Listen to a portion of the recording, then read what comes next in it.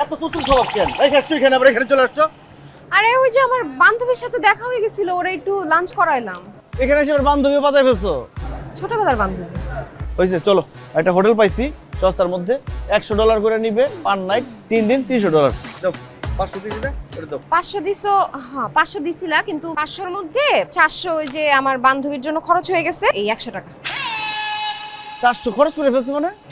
হ্যাঁ এখানে খাবার দাবার তো অনেক কম দাম, এত কম দাম, সব খাওয়া দাওয়া মনে করো 30 টাকা 35 টাকা 40 টাকা এরকম।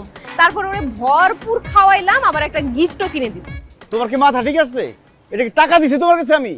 আমরা বাংলাদেশ থেকে সিঙ্গাপুরে $500 নিয়ে আসছি মাত্র, তার মধ্যে $400 তুমি খরচ করে ফেলছো। $400 মানে বুঝো বাংলাদেশি টাকা 40,000 টাকার মতো।